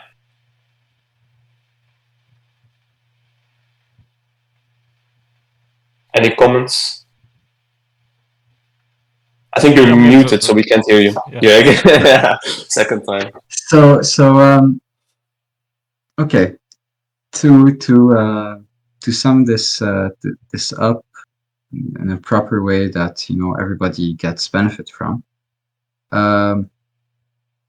Never assume that a technique is better. Try it. I think this is the best. Yeah, okay? For sure. Yeah. And remember, this is something that I learned from Andrew Huberman's neuroplasticity protocols that I used a lot and that helped me a lot. If something is new to you, by default, you will be neuroplastically challenged, and you will learn better, right? So if you're already a pro at mind mapping, okay, and you start mind mapping something, there is not much cognitive load. For the technique itself, it depends on the information. For the technique itself, exactly. Yeah. So when that's a good thing. That's a good thing, right? Yeah. So when you're exploring a new medium, that's the whole point of interleaving, right? It's the novelty. Mm-hmm. It's the novelty of the point of view. It's the novelty of novelty is what creates this push towards more organization. You're basically you're dipping your toes in chaos, and you're forcing yourself to order that. It's like going into a very dirty room with everything everywhere, and then you're slowly organizing that room to find a very specific information that is relevant to you. And the act of doing that, you start understanding, new ways to organize similar things, bulky things you start putting in the same space, etc., etc. What I wanted to comment on is the very difference of analog versus digital, and how that same technique under different contexts has shown to improve cognitive load and prioritization, right? When it is analog, you are in a context which forces you in an easier way, so you don't have to do the explicit decision making, right? To prioritize. Mm-hmm. That's the point that's why you do evaluative questions. From a what question, if you have the processing from the beginning, from a what question, you can do evaluative reasoning, right? I used to say, what is that? And stop there. Yeah. But while exploring what is that, I do some very deep processing. When I started explicitly choosing to do evaluative questions, I was forced to start into that deep processing from the very beginning. And that's the whole point behind this. What I wanted you to know, Muhammad. It's that given that you have a context that forces you into deep processing, you will be able to create better schemas to have an easier time sorting out all of that information. Mm-hmm. Okay? We are limited beings, and probably for the best. because if we had infinite memory, maybe we would never prioritize much. Well, right? I have to say something on that, because we practically I don't have, know. It's a question. Yeah, but I mean, we practically have infinite memory. Not literally infinite, but it's like, I've read that book by Rodrigo Kianquiroja. It's called what was it called? It's called like something like The Forgetting Machine. And he says that basically on a weekly basis we get feeded something like 250 gigabytes of information per week. Like, that's, I don't remember the exact I don't remember the exact number. Don't remember. But it's about it's indeed about the principle. But when we is there a control alt delete kind of function after the 7 days, that then your mind is like, okay, I've learned a bunch of information, now I'm gonna. No, I don't know. It's like, this is all like the. I'm asking. Yeah, I don't know, but I'm not done yet. But it's like that. That's like visual information, auditory information, etc. But when we die, like, we have retained about maybe, I don't remember even, but maybe about 20 or 200 gigabytes of information. It's not about the number; it's about the principle. I can look the number up later if I want to, but but that is like less than maybe 10% or something about what our memory can store in general. So we don't even utilize our memory to the fullest capacity that is possible, like physically. But I think, so I agree with both Maroon and Hoorn. We're limited beings, and yes, we can store a lot of memory and experiences and information, but I think this is also, when it comes to learning, it's, you have a bunch of information and memory stored, but how do you retrieve that and use it, basically? That's kind of the challenge, right? When it comes to learning, partially, one of the challenges is retrieving the information at the appropriate context. Question mark? Sorry, I was distracted a little bit by the chat, because he wrote a funny statement. And let probably don't forget close that. in like 10-15 minutes. Just a side note, 10 minutes. We're probably gonna close. Okay. Yeah, we need to speak about the coming to terms still. No, we can't. So that's gonna be impossible. Just a note right now. We were gonna talk about chapter 8 and 9 and all about like all of that stuff, but I think for this meeting we'll just leave it. For now, I think they should probably just resume, because this discussion, honestly, is pretty interesting as well. So yeah, so maybe then we do chapter 8 and 9 next week. That's fine too. Yeah, no problem. So what I wanted to say about memory is that the space itself is not the ability to position it in that space. So So your ability to store. Okay, so here's how your brain protects you, right? You are hit with like infinite information or very, very large amounts of it, right? If that space were to be like freely explored, in about a year your memory would be full. Yeah, probably, yeah. Okay. So here's maybe a hypothesis of why we prioritize. This is another reason, right? We have limited resources that we have developed extensively, right? And our ability to include that resource in our minds is what is the bottleneck, okay? A necessary one at that. So we're going back to pigeonholing, right? I really want to always link back to the book itself. So pigeonholing is the ability to, create compartments in that memory, that vast space. And that vast space should be used in an efficient way. How so? I'm linking back to prioritization. You are giving spaces and very broad categories to ease the transition from sensory to long-term memory. You're easing it. You're saying the cost to do so is low enough for it to be prioritized and positioned within that. The whole point behind prioritization and analytical reading is to say, well, now that I have positioned it, okay, can I create, links towards other spaces in my mind? Okay, and it's three-dimensional, so you have spaces going from everywhere. What's very, very important is to keep a process that is consistent to reduce the cost of putting important information.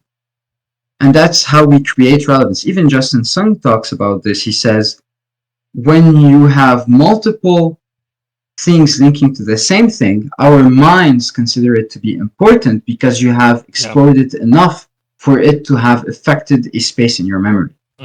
Okay? For instance, for me, biology and chemistry was like, I don't care about that at all because it was taught in a very lower order way. You had to memorize everything. Yeah. Now that I am very advanced, I'm advanced enough in mathematics and physics and learning to be able to have a discussion about them. This is where I'm at. I can now understand their contribution in a lot of advanced technologies within learning itself, right? And now I am looking into computational chemistry, computational biology, physical biology, physical chemistry, and these are things that link back to physics, mathematics, and everything. And when you understand that everything is linked, now you say, okay, since everything is linked, the quest is always to see where does this boring information contribute to my plan. So I never tell myself that something is boring or irrelevant. It's always relevant, given that I look at it at the right angle. I'm always like, I'm looking for the right angle to look at something. Yeah. So even you're constantly dropping golden nuggets. Like, keep talking, man. Yeah, no, really, man. That really hit somewhere within, like, yeah. So the way you're talking about learning, I think you're the first person where I'm like constantly nodding along, like, yeah, makes sense. Like, yeah, he can speak very well because I agree with him. I know the ideas, but yeah. So he has you have like a real gift for like speaking and conveying your ideas in a way that is understandable for a person like me who has zero background in learning science, right? But you're like the first person where I'm like, oh yeah. So. A name was gonna say something. I will give him the room. Maybe also a compliment. Probably. So maybe in the chat. Yeah. So just saying that. Never forget to when your quest in reading, in analytical reading, and it is well formalized because we have technical people that will read that book and they are technical people themselves, you have also two schools of thought in mathematics, the technicals and the explorative people, and the strongest ones are technical and explorative. But what I wanted to say is just that when going into any information that you want to learn, always start with the assumption that there is something relevant there. Mhm. And then your entire quest, the questions you ask, the techniques you use, the process you go through, is to say, what's that angle? What's that snapshot? What's that element of it that is relevant to me? And how or why? And to what extent? And once you have that very fun idea, then it becomes a pillar of all other explorations, right? So I everything that I'm talking about, paradigms, etc., this came from one video about computer science. That one video came from my exploration of abstraction, which came from another video about category theory, which was just interesting. And I was always asking myself, well, category theory is a very abstract part of mathematics. It's mathematics of mathematics. But I was like, how can this be relevant? I'm always like, there is a relevance. Where is it? And when you start with that assumption, that's where you find your golden nuggets in The learning. added benefit of relevancy is also that it intrinsically motivates very significantly. If there is no relevancy, you literally cannot be motivated to learn something. So when you assume that something's relevant, this is how you always learn better, in my opinion. You never get bored. Never. Interesting.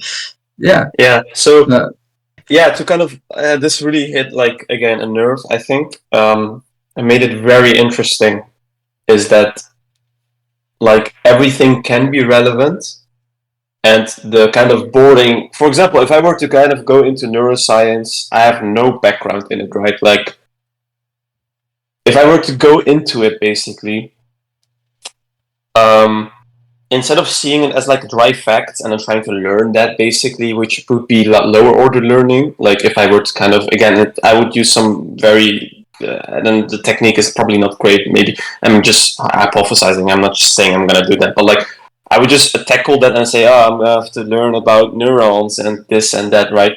But there is another way of doing it, and then the kind of mindset is like, this is relevant, or like everything can be relevant.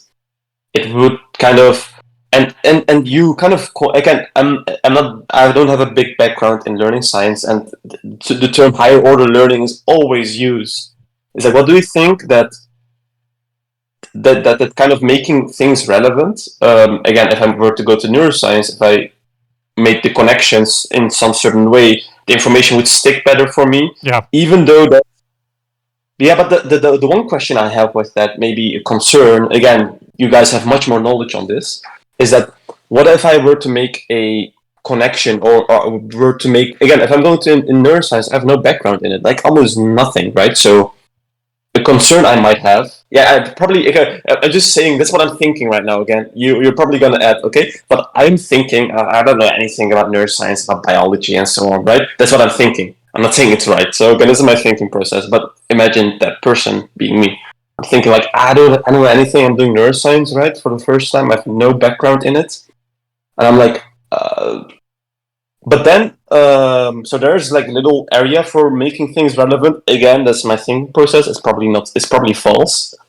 And I were to go into that, I might make, again, this is my concern. You have to kind of comment is like, I might make something relevant in my own mind, make it personal, but the kind of relevance created isn't that strong and maybe wouldn't help me to learn the information, ? So I'm kind of having a concern. For example, if I'm learning about neurons and then linking with each other in a kind of network, I might think of like trees and the Zettelkasten, how that is done there. I was like to say, if you start learning neuroscience, try to relate it to the Zettelkasten, how the Zettelkasten resembles the mind. Again, yeah, but is that kind of making that relevant? Again, I made it relevant there, but it might not be the best comparison. There is probably comparison there, but it helps me to kind of understand neurons better and actually make information stick because I'm linking it from something I already know. I think that's the last thing, right? Or so my concern and everything and higher order learning and all of that, right? Yeah, I understand. It's a very legitimate question. What your question is, given that I have no background, my priority might be inherently false. 1. My comparison might be wrong. 2. Yeah. Right? And so what feels relevant and what makes me feel confident is wrong. Is a high risk of being wrong. Yeah. So is that correct? Something like that, yeah, exactly. Something like that, Okay. because you don't have any kind of, you don't have a reference. You don't have a reference. Not much. Okay, Not so much. you don't know what you don't know. You don't know what right looks like. So here's what I'm gonna tell you. Don't concern yourself with that. A. B. Adapt your tools to that specific exploration. That's a very important part of learning itself. So, for example, when I don't know what I don't know, the first thing that I do is I try to break it. So I say, Zettelkasten and neurons work the same way. They branch out, okay? They link to each other, and they create building blocks of bigger parts of smaller parts, right? Next question, where is the nuance? Okay, and then you say, now, how can I break it? That's what I always do. I'm like, okay, this is when a teacher tells me something, I'm like, I want to break that fact. He said, okay, he said A, B, C leads to A, B, D under that context, and I'm like, in that context, I know there must be a way for me to break that. How? Right? And then you're like, okay, Zettelkasten is ideas. That's the things that compose it. And neurons, it's molecules, right? Well, do neurons build themselves under the same rules as Zettelkasten? Right? So that's another question. How? Why? And then you're like, okay, I don't know. So that's a very good question, because now anything you read, you've created a problem in your mind, and your mind is always going to be there, this is really ready to grab information to solve it. Yeah. This is really serendipitous, Maroon, because this is basically related to what I always advocate for. What I recently wrote this down, I think on LinkedIn or somewhere else. Basically, is if you really want to do research and you want to completely eliminate confirmation bias, this is something that Nassim Nicholas Taleb recommends. It is not by reading material that aligns with your current views. It is by seeking the disconfirming facts. So you read material that opposes your view, and then you are going to try to falsify it, to break it apart, to break down what they are saying, because you are inherently motivated to do so. So you put in much more effort, and by doing the effort, you automatically learn the material because you need to have a nuanced understanding of both views. Yeah, and really, so I want to comment very quickly. I find that, Ryu, we're gonna end actually I'm gonna leave a quick comment. We're gonna end in like a few minutes. I have to go. You can kind of continue talking, by the way, you guys, but I have to go, unfortunately. I'm gonna play some basketball with some friends, so sorry, man. But you can continue talking. I will just, last question. Again, what Hoorn said, I think that's I agree as a person. But to Maroon, if I were to go to a neuroscience, you would say that I do have ways to make it relevant, but do you kind of see my concern, and does it make sense? Or I think what you said is like, okay, maybe the comparison between neurons and Zettelkasten might not be good. I don't know, right? I don't have a reference point. So I don't know, right? I don't know what I don't know, right? But even if it's not that great, it's still by giving good evaluative questions or something. I think what you can kind of create a frame. Can I finish? Yeah, I think what you can kind of. Yeah, can I finish? Okay. Yeah, go ahead. Or do you want to? Yeah. So by creating that frame or like asking the question, when you're gonna read, so you have like a question, you have like a problem, and now you're gonna read, and then it's gonna kind of build on top of it because your mind creates this problem, and then it's gonna seek for information. It's like a goal striving mechanism. It's like, oh yeah, information. Oh yeah, this is related there. It's same. So even if there is the concern, it doesn't matter as much. The link you're making initially might not be that strong, but it opens up this space where you can kind of. Is that what you're saying? Again, I'm trying to understand. I think that Maroon is trying to say it's like a starting point. You can also frame. Yeah, I just wanted to jump in. It's an anchor point. It's the frame by which you start, which might mutate as you continue to do research, where the frame itself opens up possibilities for exploration, and by answering those questions, you might alter your initial view. By the way, this is the same for goals. this is the same for goals. When we set goals, just life goals in general, it's not about the goal, it's about the open loop or the problem, not the open loop, the problem it opens so that whenever you navigate in the world, you see information related to that goal. It's not about achieving the outcomes. I think there's something similar serendipitous thing going on, because this is the way I think about projects and goals, is that just by thinking about the outcome you want to achieve with a goal, it opens this space for information and kind of pattern recognition, which is, I think, the same thing you're saying, is that by opening up this space and this evaluative process, you have a problem, and now you can kind of start. You have like a mental frame for that, right? This mental frame. Do you kind of got one? So I'm interested about that, basically. Yeah. So I'm gonna try to resume it in a very small answer, right? Yeah, because we're gonna end. I'm gonna go after this, Yeah. so this is the last. Yeah. So I'm gonna make it relevant to you, Muhammad. So you're learning history, right? Yeah, and many other. I want to learn many other things like neuroscience. It's fine. Math. Let's say you only know history. Yes. History is one of the most complex and interesting parts of literary sciences, right? For me, it's a science as well. And why is that? Because it has moving parts, contexts, elements, and it's full of importance-based exploration. So to explore history, you have to explore different contexts and different books, and you have to make a judgment on each author and what's the bias he has towards those elements of history, right? Yeah. What's the filter on which he has lived through history with which he writes his book? Okay. Now, let me give you an example with engineering, right? In engineering, you have the same type of reasoning, but to build not stories or pictures, but rather to build machines. You are also looking at what did this researcher do wrong that I can contribute by doing right, and why do I think that that can be right? Okay, and to do that, you have to first find how to make it wrong. In engineering, we do something called prototypes, and when you write your thesis in history, you also prototype your thesis. You write a first version, then you review it. Then you write a second version, then you review it. Then you write a third version, and you don't have time to review it. So sometimes you even do multiple micro reviews on every important part, because sometimes a very unimportant part, if done false, is fine, right? So it's the same thing for when you're learning anything. It's the same process as the writing the thesis. What you're doing is creating a prototype, a working concept. It's never the finished product, and it's perfectly fine for it not to be.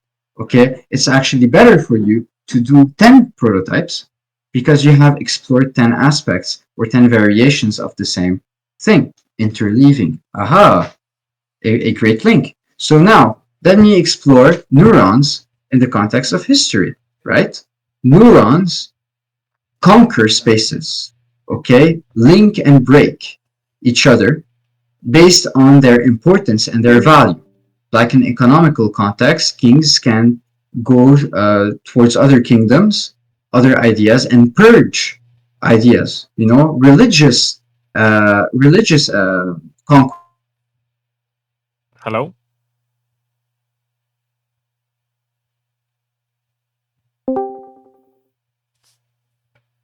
Hello, Mitchell.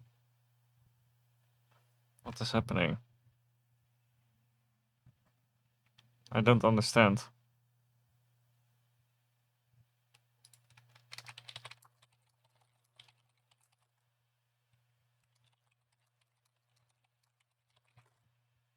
They have their own Yeah, relationships with others. So kingdoms, etc., etc. Did you hear me, Muhammad? Yeah, I think there's no problem. I don't know what Hoorn is tripping about, but well, you'll see it in the recording afterwards. But you froze like for a few seconds. I was like, who froze? Who froze? Yeah, I think it's your internet connection. It's not Maroon or me. Well, it's your okay. internet It was Discord probably because I could text without any issues. So, well, okay. Okay, it's fine. It's fine. Yeah. So basically, the idea is that this is why you shouldn't be afraid, or rather, you should be very happy that you can do this. You should be very happy that you can explore something new, because It's a way for you to strengthen your already strong knowledge. So when you go into neuroscience or any other field, tell yourself, how close is it to history? You know, what does that not look that like? close. Not that close. Who's the, like, ask yourself, who's the king, right? Who are the peasants? Who is disposable? And then you understand, well, some neurons are disposable. They get purged. When you understand that, I exactly understood your way of reasoning, and you're saying that kind of, I don't know what my question was to you, or my point I was trying to say. Your question was very specific. It was, how do I make sure that the frames that I'm creating are relevant enough for me to be able to explore them, even though I don't have a prior background? And I'm telling you, and your answer? You don't need subject specific background. You just need general living background. As long as you have, you would say. Exactly. As long as you have, I can get someone that has laid bricks his whole life, okay, and has never read a single book. And if I told him that when reading a word, it is basically laying different bricks to create different walls, okay, I have taught him a way to think about reading that is relevant to him. Sense. Okay, and so what I'm me to think about laying bricks that I didn't think of before. Exactly. It goes vice versa, goes both and directions. So this is what I mean about, don't constrain yourself with any identity or subject in which you have the neuroscience student that goes to history, has no background in history, might think of neurons in the terms of peasants and kings, as you said. Exactly. It goes by both directions. Interesting. I think of mathematics in everything that I learn. I'm always like, okay, what do I know about mathematics that's very specific to that? Because it's your primary background. Yeah, exactly. And it's fine. That's why your contribution in humanity is so unique and important. It's because you have started with different cards, and so you have built very, very unique pictures that we can benefit from. So don't. On the contrary, if you don't explore neuroscience with your history background, we would be losing a very important perspective. Yeah. One more thing, and I'm gonna go. You say that, like, this is very interesting, right? So, but the person like you, for example, that has like a mathematical background, basically, and then goes into other subjects and tries to first frame it in a mathematical way so you can understand the new subject. Actually, when I'm thinking of it in that way, but are there not certain biases which are present maybe in mathematical that doesn't apply in history? I think what you're gonna say, and I think this is true, by the way, so I think what I'm saying is wrong. I think that because you're building a frame for you to understand it, then you can learn a new subject. The mathematical background is just a way to frame it, so you can kind of understand the new information easier, and then you can just learn the new material without having any bias. So I think it's the latter, what I said. The question was like, are there not inherent biases because you're thinking of history in a mathematical background? But I think the answer is that no, because you're just building a frame so that the new information can stick to, and then you're just learning a new subject, and the new subject builds up in your mind, and then you're getting a good understanding of history, for example. There's no problem. I think I would say no, basically. You mutate the frame as you go. That's the inherent capacity of learning. As you go ahead in learning, your understanding mutates. It is never set in stone. It's an iterative process. And so the mathematical background person. I'm just going to say one more thing. The person with a mathematical background, basically, that goes to history has no understanding of history. Maybe gives a few years, then it has a fucking good understanding of history. Now there's no, now he's just understood the subject, so there's no problem, right? But he used mathematics first to build a frame, learn the subject, and then, what would you say, Maroon? And then I'm gonna go. I just wanted to say that. That's Mitchell. Mitchell, do you want to say something? I'm just gonna give it to. I don't have much time, so I was just interested specifically to Maroon, but I don't know if you're gonna say something. Sorry for. So you're correct here, because the brain likes to learn off of making correlations from what it already knows. Yeah. So when you're saying that viewing things from a mathematical sense or a historical sense creates a new frameworks for you to learn from, That is true. Like every single one of you are correct on it. It's just you need a holistic picture of understanding of how it all comes together, because the brain is going to create patterns and it needs previous patterns to create the neural connections from what it already knows to make relevancy, to make those new things that it's trying to learn easier. If you're trying to just learn something without making any connections to things you already previously know, it's going to be much more difficult than it would be if you make connections based off of things that you already do know. Because if And you even, go off of things yeah, that you already do know, then it's going to be making new connections to things that already connect. And that's all I got to say. Yeah. Thank you, Mitchell. I think this cleared up also a very good idea about the patterns themselves. So it's pattern. Yeah. Yes, every single one of you, based off what I heard, is correct in your own way. It just needs to be put together. Okay, let me try. I don't think we differ in opinion, by the way. I don't think we're on the same page personally. So I don't think we differ in opinion, but I'm gonna we're trying to understand try, something. Yeah. I'm gonna try to link it all up. You asked about a neuroscientist or a mathematician. Okay, yeah, you talked about bias. I want you to think about bias differently. Bias is not bad. Bias is added information. Okay, so here's why we live. At least for me, here's why it's important that we are societal creatures. Okay, we have two main barriers to our own biases: our own self-reflection, which has blind spots and removes, the biggest ones, and then we have other people that have their own biases that can contribute to clarifying our own ones. Okay, so the idea is that the bias itself tells something about the subject. Okay, so it's fine to have a bias as long as you're always trying to break it. Okay, so as long as you're always trying to. I have to go, by the way, so I have to leave. Bye. Sorry. It's fine. You can Goodbye. rewatch the part good, on man. YouTube tomorrow or something. Yeah, bye. Win the match. So yeah, I think I'm also gonna go, but I just wanted to listen to A Name and Mitchell after I talk, because I'm happy to have them here. They have been very attentive. Can I ask you after you complete this sentence? Yeah, so I just was finishing with the fact that I think biases are important.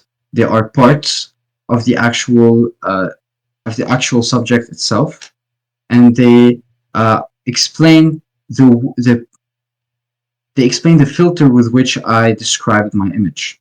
Okay, Yeah, so for me, it's like in photography, it's like having a bias is like being Daltonian. You have just white and black, let's say, for instance, and then you're like, okay, that's just another perspective of the subject, and identifying that there is a bias and what that is added information about the subject itself. You say, okay, the subject works the way that he described it under those conditions, the conditions of the bias. And having other people explore and exploit and break the bias is what creates that generated intelligence. I mean that way of thinking is also how I understand bias in general. It's like when I watched videos on like neural networks, that's literally what a bias is. Can you still hear me because you're frozen?